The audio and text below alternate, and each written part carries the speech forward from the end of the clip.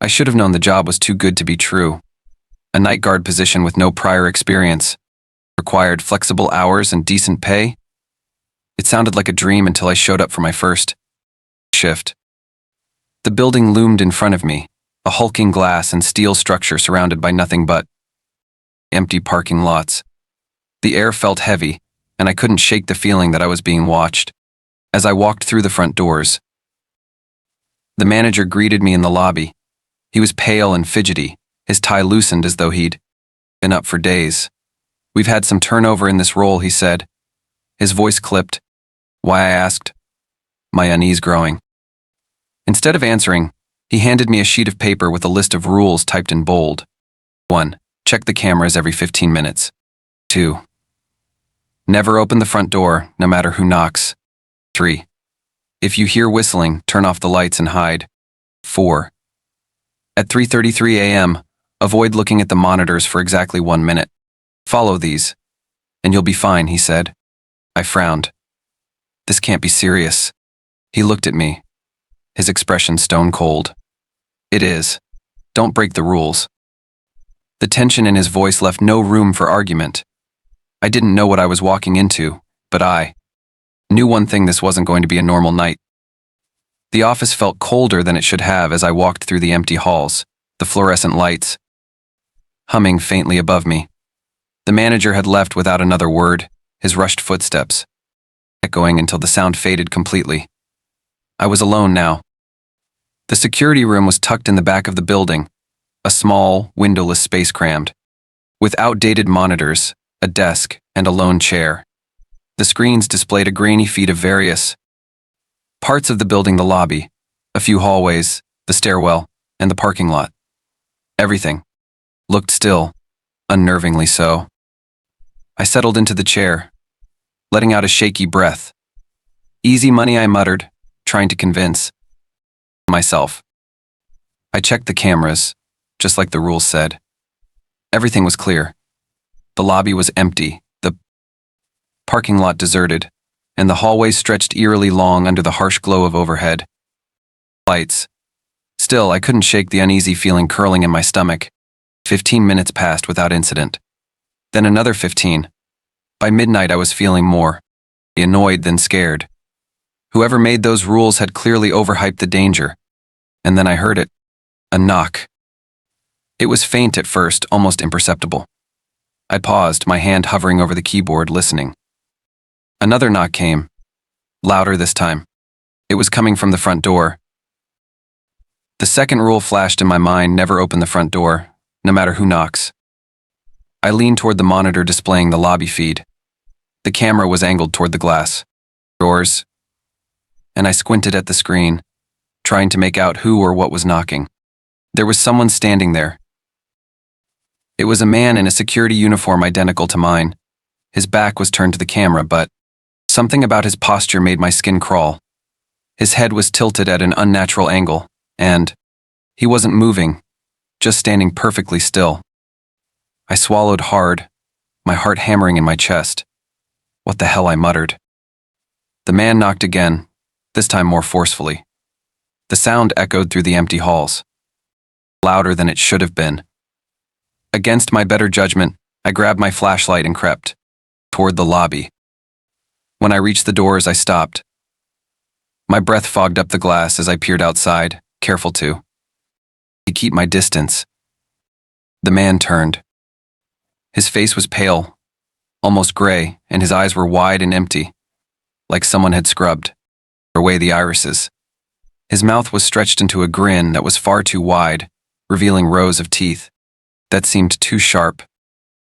I stumbled back, my flashlight shaking in my grip. He pressed his hand against the glass, smearing it with something too dark to be blood, but too thick to be water. The knocking stopped, replaced by a sound that sent chills down my spine: faint, melodic whistling. The third rule burned in my mind: if you hear whistling, turn off the lights and hide. I didn't think. I bolted back to the security room, slamming the door behind me. My hands fumbled with the light switch, plunging the room into darkness, just as the whistling grew louder, circling the hallway outside.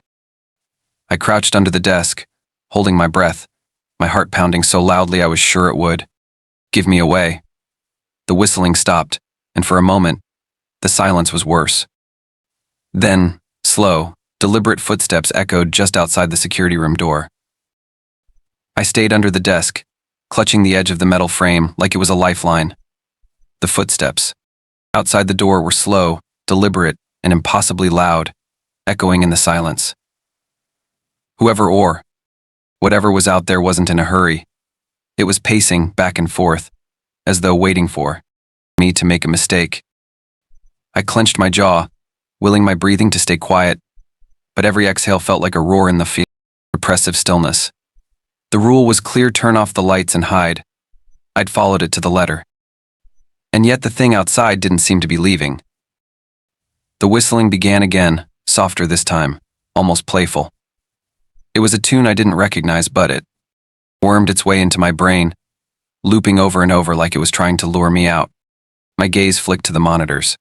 I couldn't resist. I had to know what was happening. The rule about the monitors didn't kick in until 3:33 a.m., so I figured it was safe to take a look. Slowly I shifted my position, just enough to peek over the desk at the grainy screens. The lobby feed showed nothing. The hallways were empty, and the stairwell was still.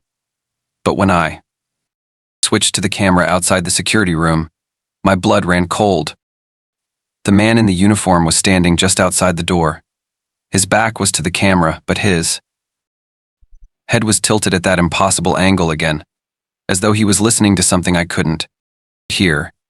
The whistling grew louder, more erratic, as though it was coming from him.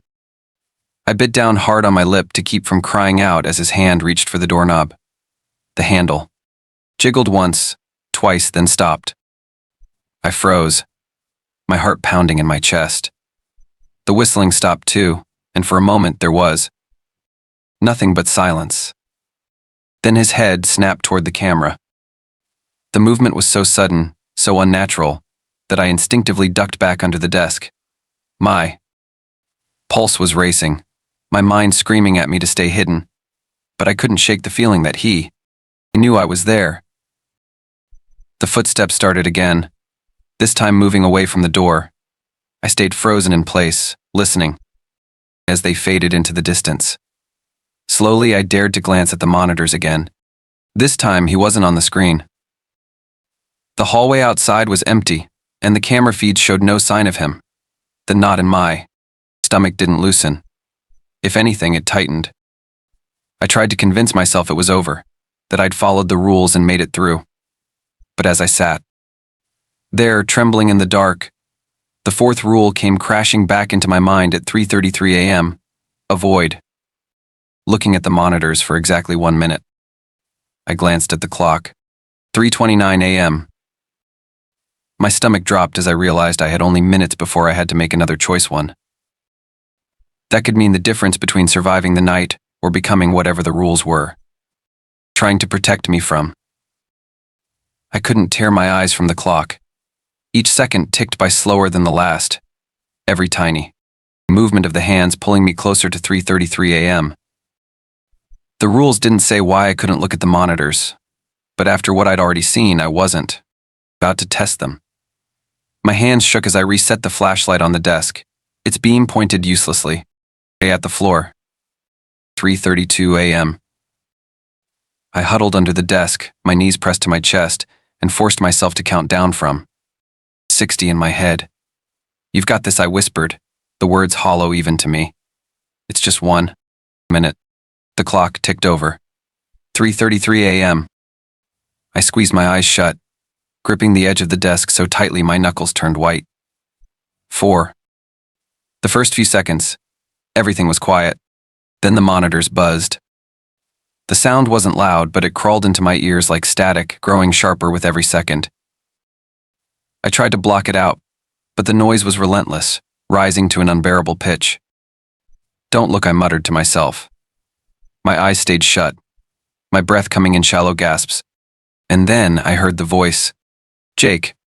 It came from the monitors, distorted and low, but undeniably mine. My voice. I bit down on my lip, the metallic taste of blood grounding me. The buzzing on the monitors. intensified, and in the darkness behind my eyelids, I saw flashes grainy images of the hallways, of the lobby, of the security room. The voice came again, louder this time. Jake, look. You need to see. I shook my head violently, pressing my hands over my ears. It's not real, I whispered. It's not real. The sound stopped. The silence was deafening, more oppressive than the buzzing had been. I held my breath, counting the seconds in my head, desperate to reach the end of the minute. The moment the clock clicked over to 3:34 a.m., the monitors shut off with a sharp pop. I opened, my eyes trembling, and dared to glance at the screens. They were blank. Black. The silence didn't feel like relief. It felt like the calm before a storm. The rest of the night dragged by in suffocating stillness. I didn't dare leave the security room, not even to do my rounds. The rules didn't mention leaving after 3:33 a.m., but I wasn't going to take any risks. When the sun finally began to rise, I stayed glued to the monitors, watching the hallway slowly fill with morning light. Nothing moved. No shadows, no whispers, no whistling. At 6 a.m. sharp, the door to the security room creaked open. I jumped, my heart racing, but it was just the manager. He stepped in, looking far too casual, his face lined with that same forced smile. How was your first night, he asked, like it was the easiest question in the world. I stared at him, words caught in my throat. The man at the door, the whistling, the buzzing. Monitors, it all tumbled over itself in my mind, refusing to form a coherent explanation. When I finally managed to stammer something about the figure at the door, his smile faltered. You opened the door. No, I said quickly, my voice shaking. I didn't break the rule. But it was there. His expression hardened. Then you're lucky. Lucky, I repeated, my stomach twisting. He didn't answer. Instead, he reached into his pocket and pulled out another laminated sheet. It was identical to the first, but there was an additional rule written at the bottom. Once you've seen them, they'll follow. I quit on the spot. When I got home, I threw the flashlight, my uniform, and the rule sheet into the trash. But no matter how hard I tried to forget, I couldn't shake the feeling that something was wrong. At night, my apartment felt too quiet, the kind of quiet that pressed against your ears like cotton. Sometimes, when I glanced at the dark corners of my living room, I thought I saw movement, just a flicker, too quick to be sure. And then last night, I heard it again, a faint, melodic whistling. It wasn't coming from the hallway this time. It was right outside my window. I haven't slept since. They're still following me, and I don't think they'll stop. Have you ever experienced something unexplainable at work or at night? Share your own eerie encounters.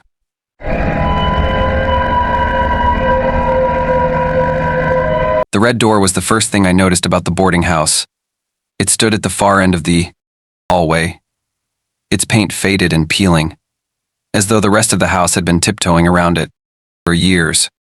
Mrs. Calloway caught me staring during the tour. Don't touch it, she said sharply, snapping me out of my thoughts.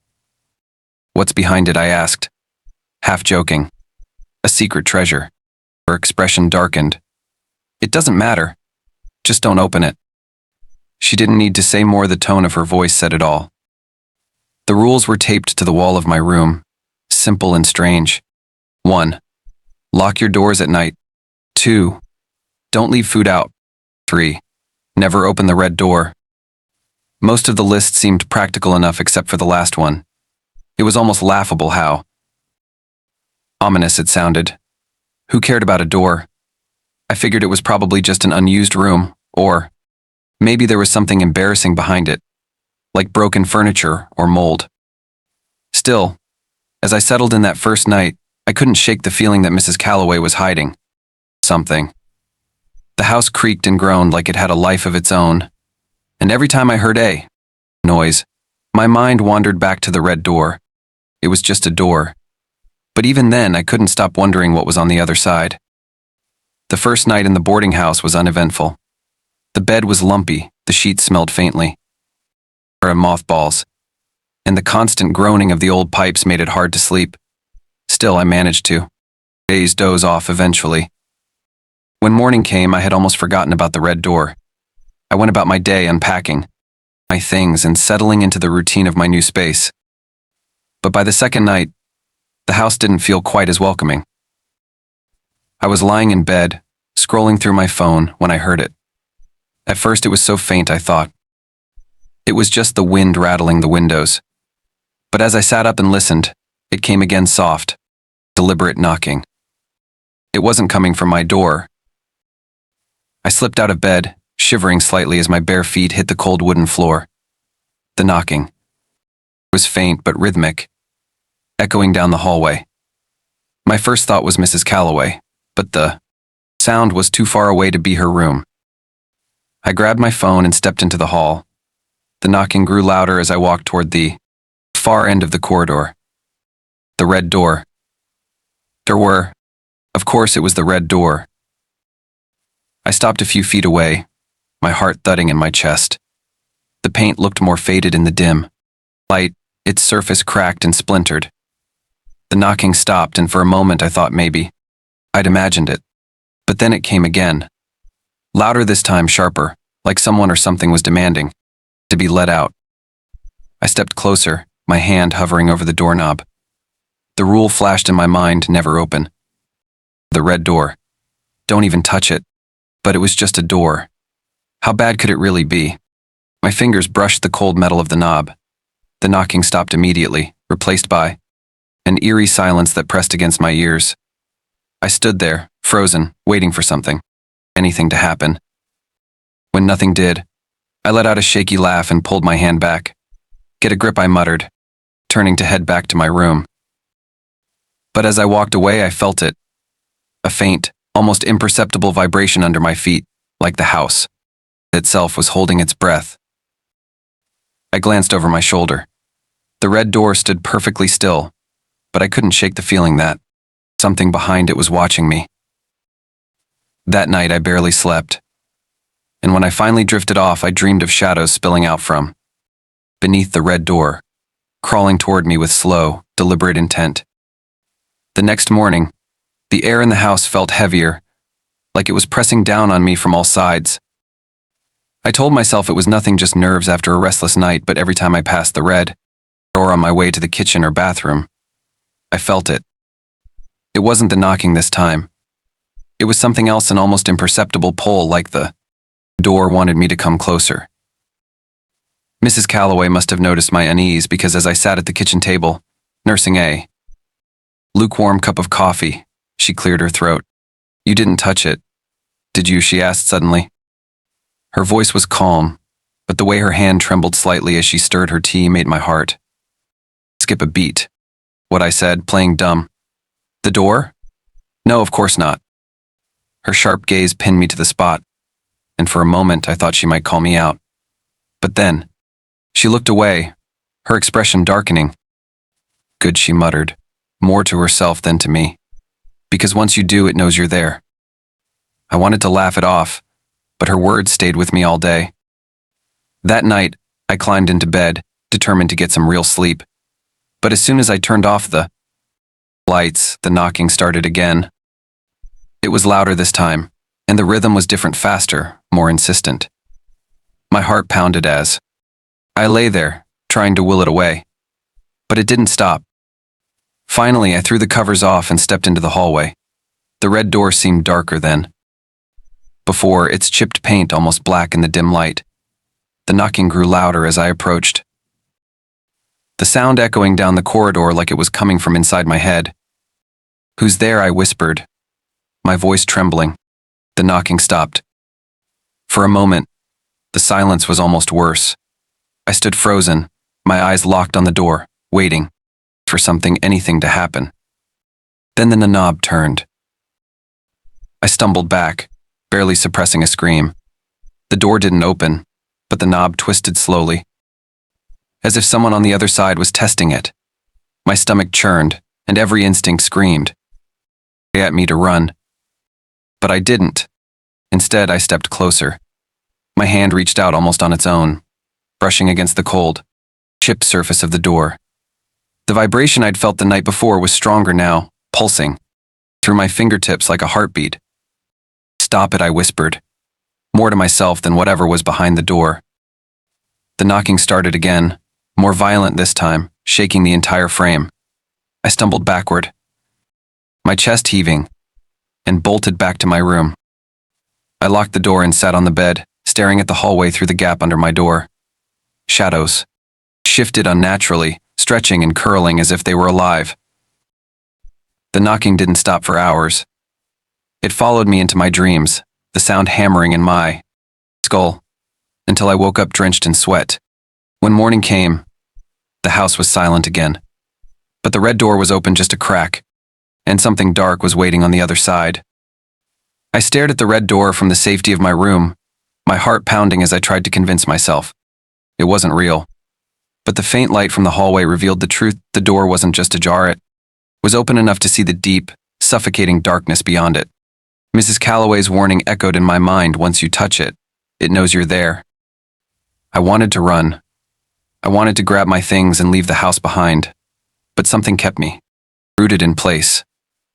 I told myself it was curiosity, but deep down I knew it was fear. If I left, would it follow me? The knocking didn't return that morning, but the house felt alive, as if it were breathing in slow, shallow gasps. Shadows lingered too long in the corners of my vision, and the air felt thick, pressing down on me like a weight I couldn't shake. I couldn't take it anymore.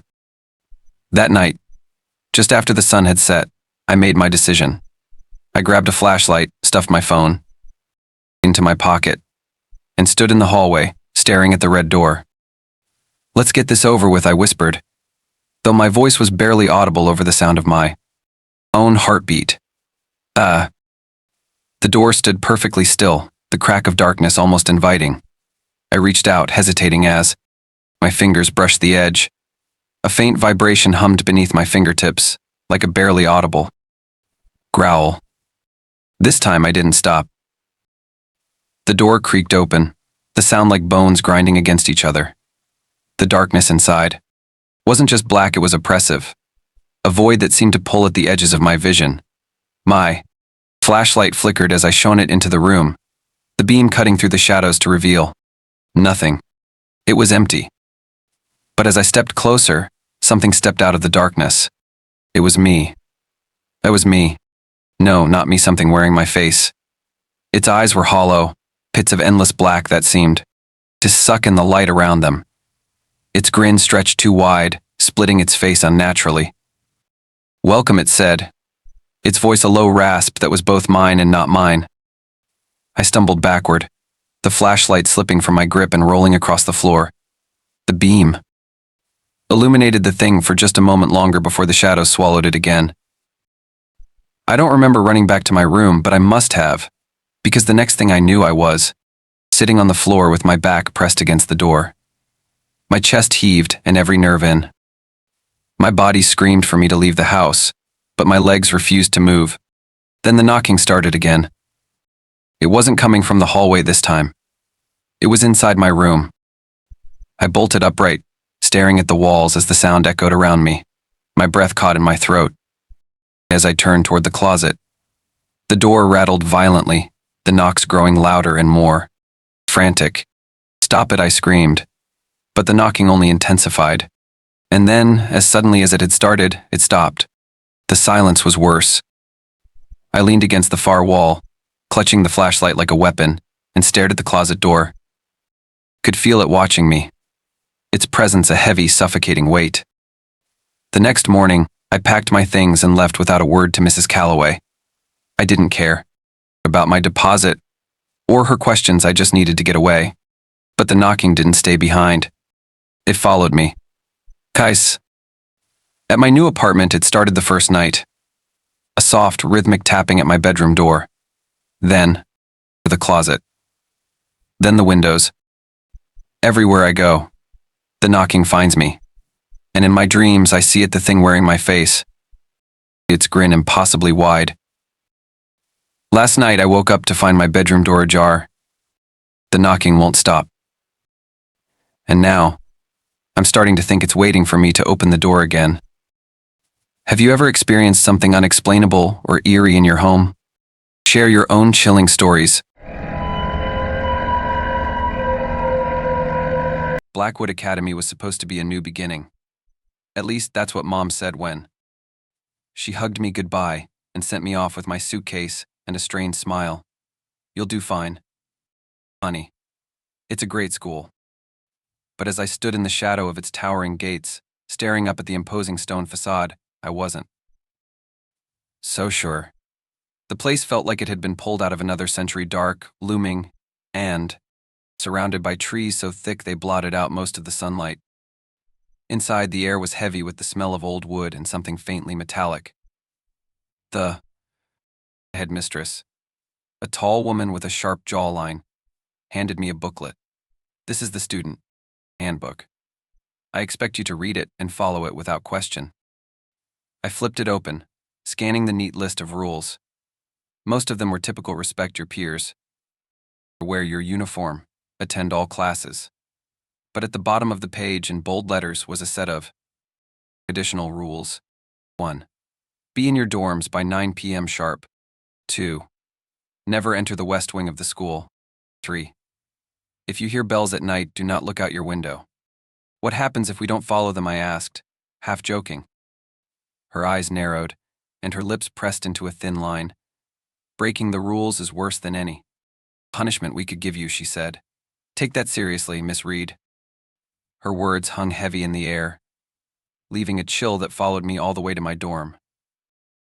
My dorm room was small but neat, with a narrow bed, a wooden desk, and a window that overlooked the school courtyard.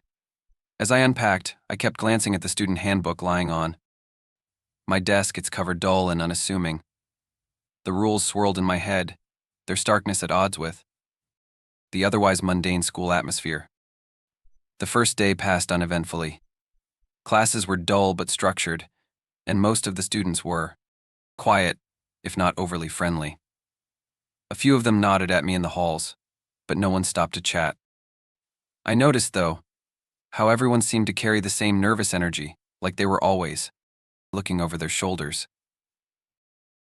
By the time I returned to my dorm that evening, the sun was setting, casting long shadows over the courtyard. I'd barely stepped inside when a faint chiming noise reached my ears. Ring bells.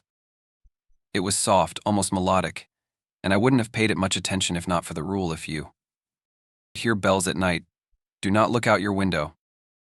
I froze, my pulse quickening as I turned toward the window. The sound grew louder, chiming in a slow, deliberate rhythm. My curiosity burned hotter with every passing second. What could be out there? My fingers hovered over the edge of the curtain. It's probably nothing, I muttered, as much to myself as to the empty room. The bells chimed again. Louder. Closer. I yanked the curtain aside.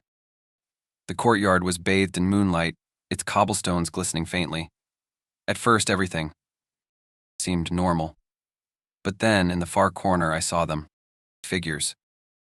At least a dozen shadowy shapes were moving silently across the courtyard, their outlines flickering as though they weren't entirely solid.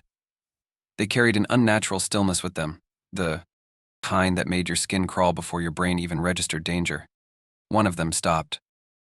It turned, its head tilting unnaturally as though it had sensed me.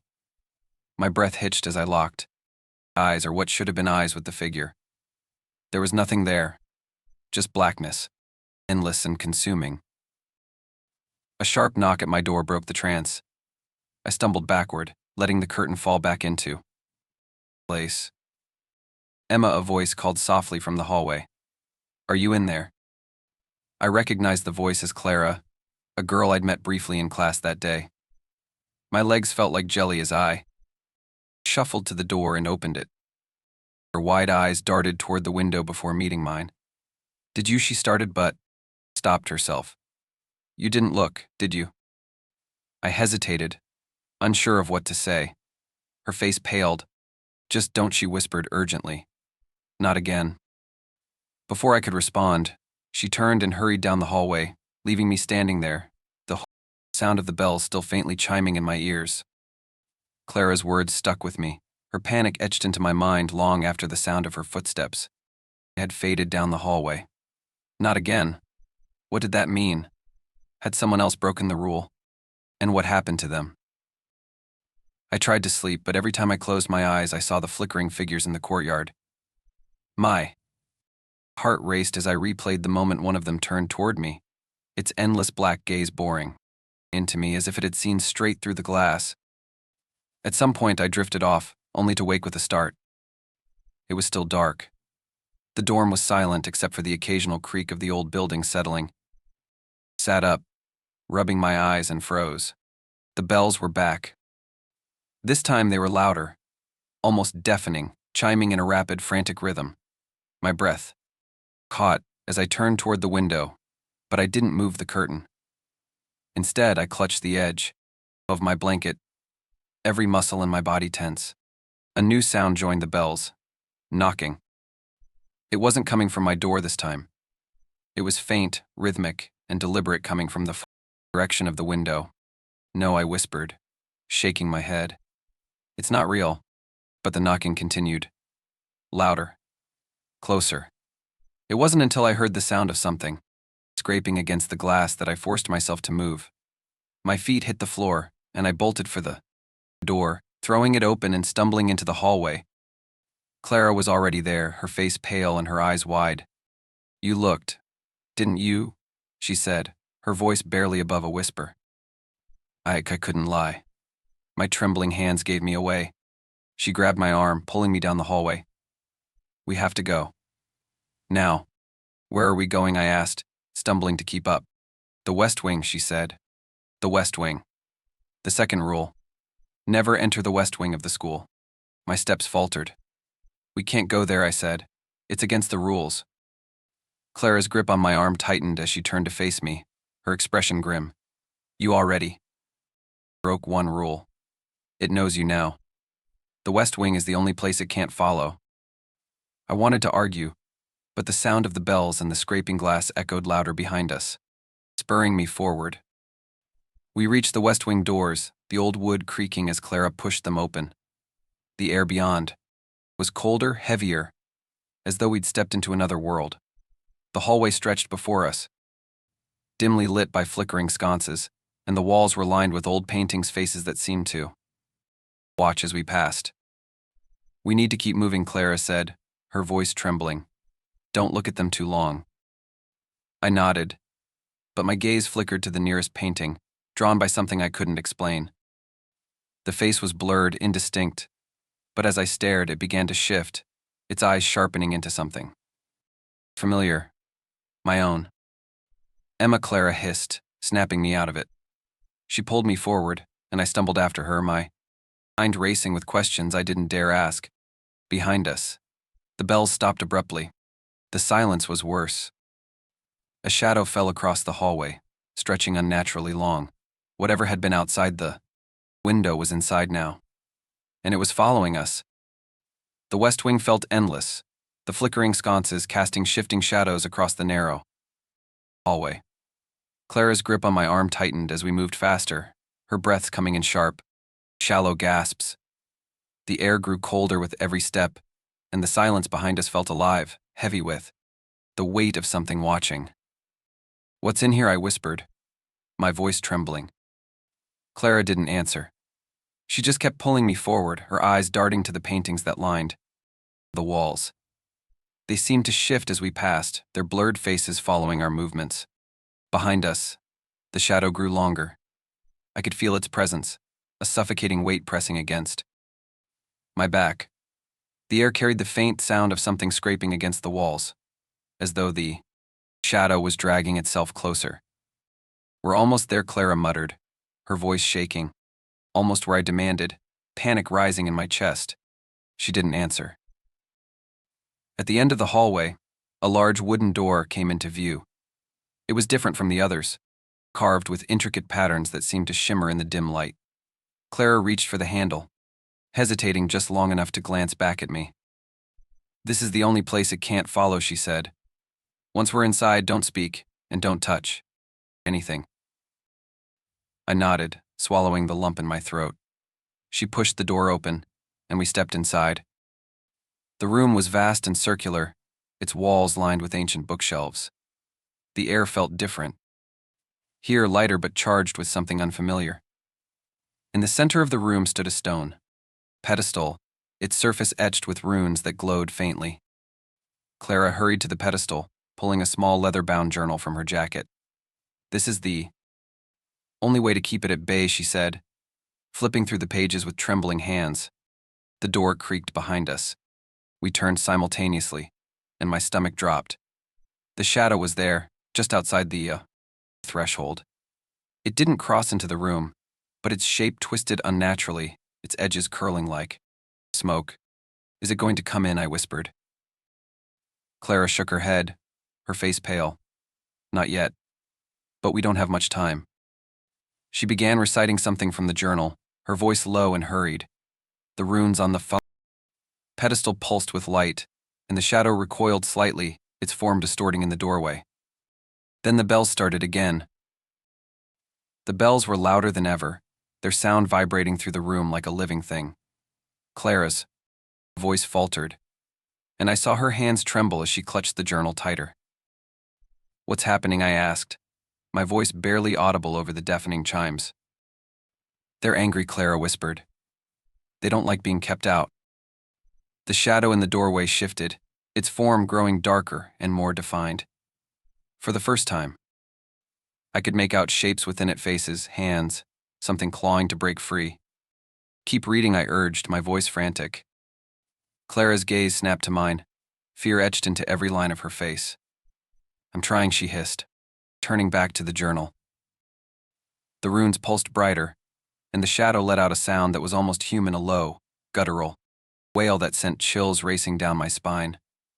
The bells grew faster, more frantic, and I clapped my hands over my ears, the sound unbearable.